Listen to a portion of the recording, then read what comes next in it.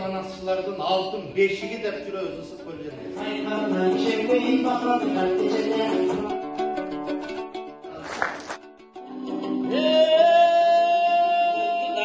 Elge paydan ap gelbes, elge tiyip ziyanı, argensen alı.